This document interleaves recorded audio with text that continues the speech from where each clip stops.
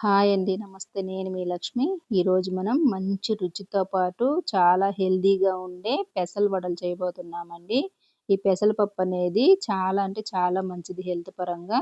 ఒంట్లో వేడి చేసినప్పుడు పెసలు ఉడకపెట్టుకొని తిన్నారంటే క్షణంలో తగ్గిపోతుంది వేడనేది.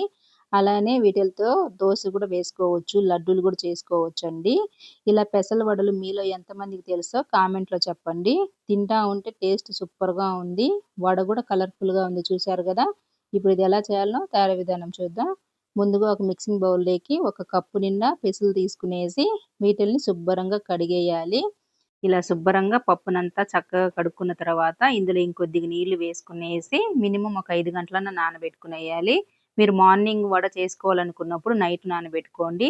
సాయంత్రంగా చేసుకోవాలనుకున్నప్పుడు పొద్దున్నే నానబెట్టుకోవచ్చు. నేను పొద్దున్నే చేసుకోవాలనుకుంటా ఉన్నాను కాబట్టి నైట్ ఇలా కడిగి నానబెట్టినాను. మరుసటి రోజు చూపిస్తా ఉన్నాను చూడండి. పొద్దున్నే మనకి పప్పు అనేది ఎంత చక్కగా నాని ఉండాదో. పప్పు ఎక్కువ సేపు నానిందంటే ఒదుగుదల అవుతుంది. అలానే వడ చక్కగా పొంగి మనకి టేస్టీగా ఉంటుందండి. ఇప్పుడు ఇందులో నీళ్ళన్నీ వంపేసిన తర్వాత ఈ పప్పులోంచి ఒక 2 పిడికెళ్ళు ఒక ప్లేట్‌లోకి తీసి వేసుకునేద్దాము. ఇవి దేనికో తర్వాత చెప్తాను. అలానే ఇప్పుడు మిగిలిన పప్పంతా ఒక మిక్సీ జార్‌లోకి మొత్తం వేసుకునేద్దాము. నేను తీసుకున్న పెద్ద జార్ కాబట్టి అన్నీ వేసుకున్నానండి. ఇప్పుడు ఇందులోనే ఒక 4, 5 చిన్నుల్లిపాయలు, ఒక 4 పచ్చిమిరపకాయలు వేసుకునేసి దీన్ని కొంచెం బరగ్గా మిక్సీ పట్టుకోవాలి. ఇలా వేసుకోవాలి. ఇప్పుడు దీన్ని ఒక మిక్సింగ్ బౌల్‌లోకి వేసుకునేసి అంతా ఇలా వేసిన తర్వాత ఇప్పుడు ఇందులో రుచికి సరిపడా ఉప్పు వేసుకునేయాలి. ఉప్పు కొంచెం చూసి వేసుకోవాలండి. అలానే ఒక చిటికెడు పసుపు, ఒక అర టీ స్పూన్ మిరప్పొడి, ఒక పిడికెడు కొత్తిమీర, కొద్దిగా కరివేపాకు కూడా వేసుకునేసి మనం తీసి పెట్టిన పెసలను కూడా వేసుకునేయాలి. ఇలా అన్నీ వేసిన తర్వాత ఈ పిండిని చక్కగా కలుపుకునేయాలి.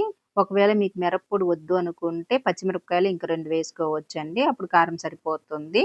ఇలా మనకి వడకొచ్చేలాగా కలుపుకునేసి ఉప్పు ఏదన్నా తగ్గినట్టు అనిపిస్తే చూసి చెక్ చేసుకోవాలి. నాకైతే కరెక్ట్‌గా సరిపోయింది. ఇప్పుడు కొంచెం పిండి తీసుకునేసి మనకి వడకొస్తుందా లేదా అని ఇలా చెక్ చేసుకోవాలి. చూసారా? ఇలా వచ్చింది గదా! ఇప్పుడు దీన్ని పక్కన పెట్టుకునేసి స్టవ్ మీద ఒక పెనం పెట్టుకునేసి ఇందులోకి డీప్ ఫ్రైకి సరిపడా ఆయిల్ వేసుకునేద్దాము. నూనె ఇలా చక్కగా కాగిందో లేదో అని కొంచెం పిండి వేసి చూస్తే ఇలా చక్కగా పొంగింది గదా! ఇప్పుడు ఇందులో మనం ఒక్కొక్క వడలాగా ఇట్లా వేసుకునేయాలి. ఇది చేత్తోనే ఇలానే వేసుకోవచ్చండి. చూసారు గదా! ఇలా రౌండ్ జేసి ఇలా సెంటర్‌లో హోల్ బెట్టినామంటే చక్కగా వచ్చింది. ఒకవేళ అలా రాదు అనుకునేస్తే నేను ఇంకొకటి కూడా చూపిస్తా ఉన్నాను చూడండి. కొంచెం ఇలా పిండి తీసుకునేసి ఇలా చేతి మీద పెట్టేసి ఇలా మనం అటు ఇటు చక్కగా తట్టేసి హోల్ బెట్టేసి ఈ వైపుకి మార్చుకునేసి ఇప్పుడు నూనెలో వేసుకోవచ్చు. ఇలా అయినా చేసుకోవచ్చు. నేను ముందు చూపించినట్టుగా అలా అయినా కూడా చేసుకోవచ్చండి వడలనేది. మనకి 2 కూడా చాలా ఈజీగానే ఉంటుంది. పేపర్ మీద ఏం అవసరం పడదు. ఒకవేళ మీరు పేపర్ మీదనే తట్టి వేసుకోవాలనుకుంటే ఆయిల్ కవర్ మీద వేసుకోవచ్చు. ఇవి వేసిన తర్వాత మంట మీడియంలో పెట్టుకునేసి ఒక నిమిషం ఇవి ఆయిల్‌లో కొంచెం పైకి తేలిన తర్వాత జర్ల గెంటుతో అటు ఇటు తిప్పుకునేయాలి. మనం వెంటనే వీటిల్ని కదిపిచ్చినామంటే చీలిపోతాయి. మంట కూడా మీడియం ఫ్లేమ్‌లోనే అయితేనే మనకి ఇవి లోపల వరకు చక్కగా వేగిపోతాయండి. ఇలా ఇవి మనకు చక్కగా వేగిపోయిన తర్వాత ఇవన్నీ తీసి ఒక ప్లేట్‌లో వేసుకునేసి మిగతాటివి కూడా ఇదే మాదిరిగా చేసుకునేద్దాము. ఇందులో ఉల్లిపాయ వేసి చేసుకుంటే కూడా బావుంటుందండి. నేనైతే వెయ్యలేదు.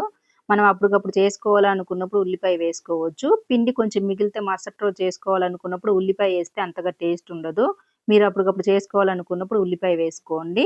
ఈ వడలు చట్నీతో అయినా బావుంటుంది. ఉట్టిగా అయినా బావుంటుందండి. నేనైతే టమాటో చట్నీతో చూపిస్తా ఉన్నాను. ఈ చట్నీ మన ఛానెల్‌లో ఆల్రెడీ చేసి పెట్టుండాను. చూడనోళ్ళు వెళ్లి చూడండి. చాలా బావుంటుంది. వడ గూడా మనకి లోపల చూడండి గ్రీన్ కలర్‌గా ఎంత చక్కగా ఉందో. టేస్ట్ కూడా సూపర్‌గా ఉంటుంది. వీడియో గనుక నచ్చితే లైక్ చేసి ఇలాంటి మరెన్నో రెసిపీస్ కోసం మన ఛానెల్‌ని సబ్స్క్రైబ్ చేసుకొని మీ ఫ్రెండ్స్ అండ్ ఫ్యామిలీకి షేర్ చేయండి. అలానే ఈ వడలు మీరు కూడా చేసుకొని తిని చూసిన తర్వాత ఎలా వచ్చిందనేది కామెంట్ సెక్షన్‌లో చెప్పండి.